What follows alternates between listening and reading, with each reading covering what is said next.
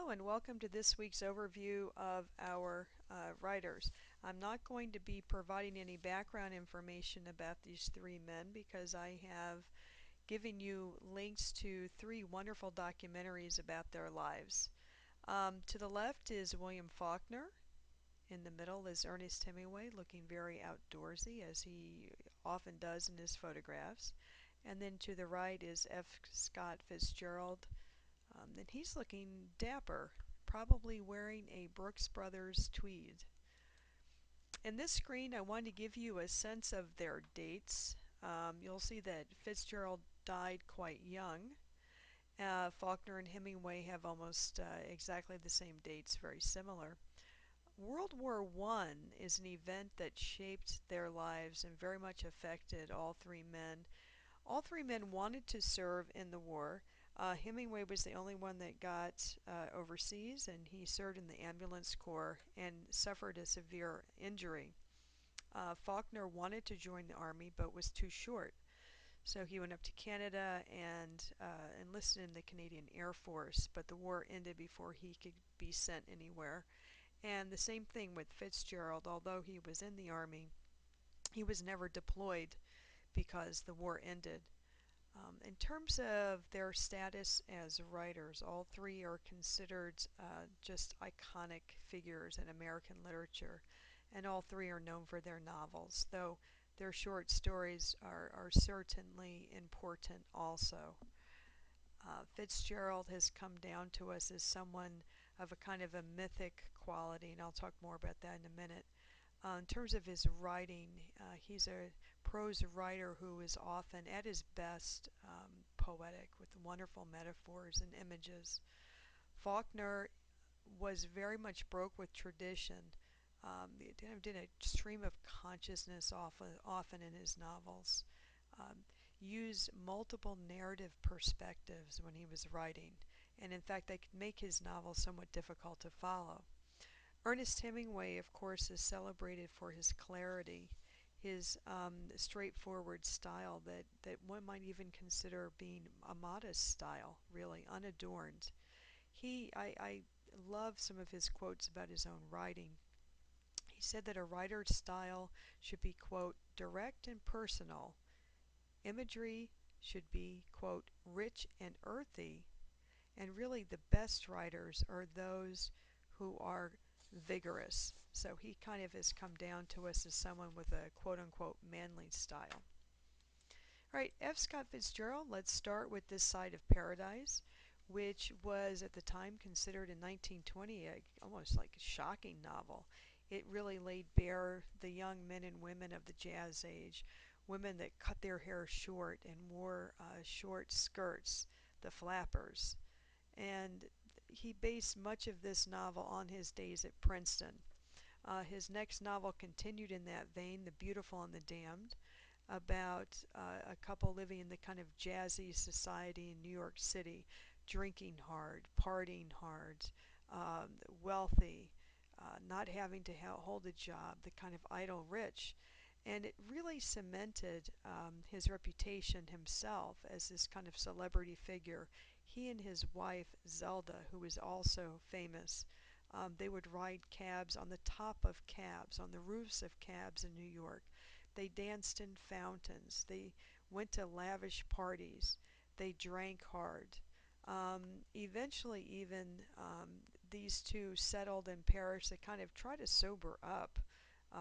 Though by this time they were creating this myth of this celebrity couple. And while he was in Paris, he hung out with Hemingway and these other great writers. And Fitzgerald wrote The Great Gatsby, which is really a quintessential American novel about Jay Gatsby, a man who invents himself, comes from a very humble background, and becomes a rich, famous person. And the story is told in the voice of Nick Carraway, a kind of an outsider who is visiting Long Island and gives us this tragic story of Jay Gatsby. 1934, a much later work, Tender as the Night, based, very much on Fitzgerald's relationship with his wife Zelda. Zelda was a really beautiful woman who was fun to be with. She was an artist in her own right. But later in life, she had a breakdown, and most people, scholars, say that she was schizophrenic. She was institutionalized, and Tender in the Night is the story of an American psychologist and his wife is one of his former patients, and it's about the trials they go through with her mental illness. So these are just four of his many novels. And I would say if you get a chance to read any of them this summer, that would be good. But we're going to be looking at his short stories, of course. One of them is an early one from 1920, Bernice Bobs Her Hair, and I've put up a little video link. You can look at the video version of this short story. It's about a young woman who decides to cut her hair off just so she can be popular, and you'll see what happens with that. 1931, Babylon Revisited, which has a wonderful title, is about a recovering alcoholic, and he's returning to Europe. His young daughter lives there, and he would like to regain custody of her. Is it kind of about returning to a kind of a place where he had once enjoyed living in the 1920s. And then in 1937, a much later work, um, an alcoholic case, and that's what we have in our book and what I have assigned for you to read. Fitzgerald himself was an alcoholic, really had some awful times in his life struggling with alcohol, and this is a very unadorned, unsentimental version, a vision really, of what it means to be an alcoholic and what it's like to deal with an alcoholic. All right, our next writer, William Faulkner. He is definitely someone who can be hard to grapple with when you're reading his novels. One of his most famous novels appeared in 1929, The Sound and the Fury, and it's set in northern Mississippi. Many of his novels are.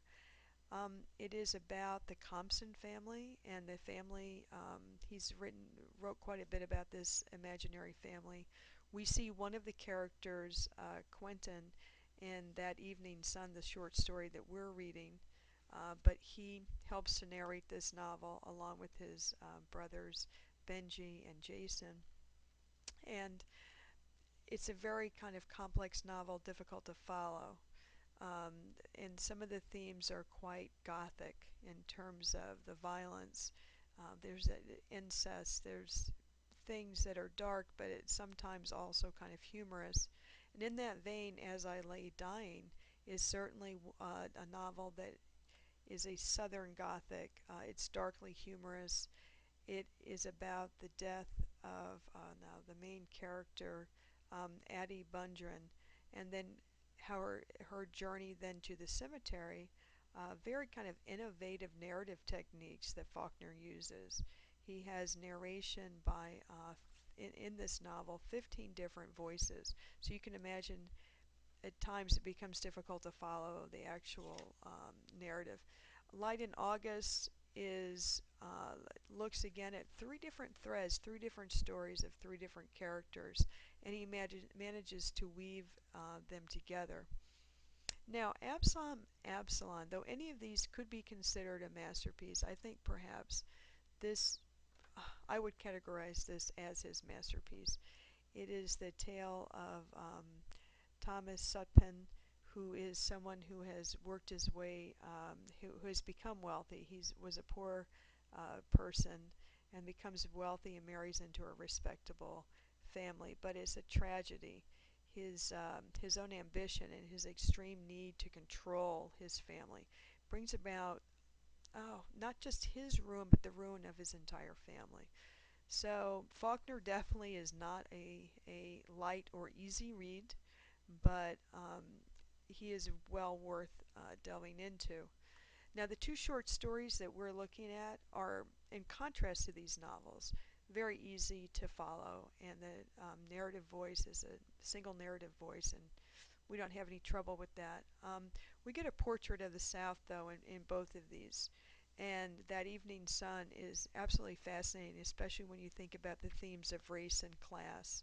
And A Rose for Emily, I would imagine many of you have read that already, certainly has a surprising ending to it.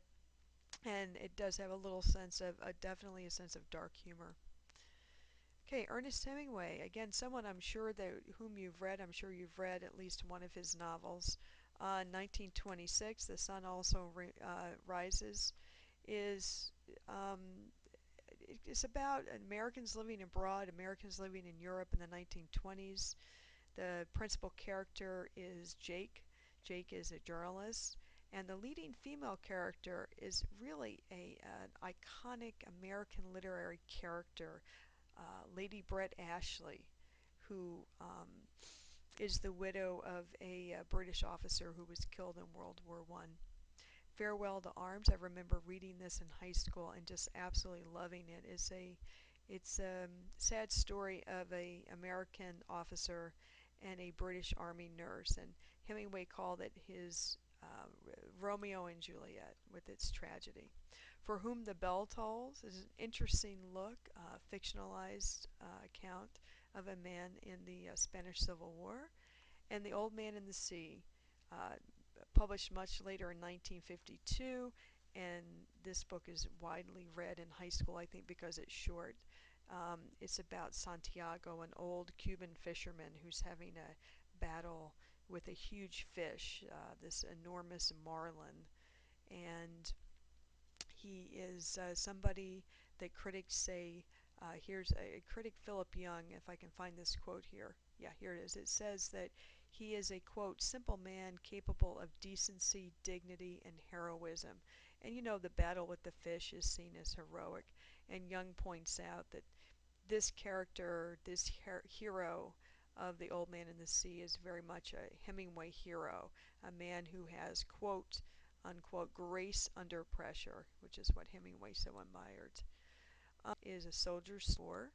All of us will be reading, because this is in our textbook, A Clean, Well Lighted Place. And nothing happens in this story, so I'll be interested to see what you write about it. It's dialogue. And same thing with Hills Like White Elephants is basically a dialogue. And you've probably, I would imagine, most of the class has read that short story because it's so widely discussed and anthologized. So, anyway, this week I look forward to reading what you have to say about these three literary legends.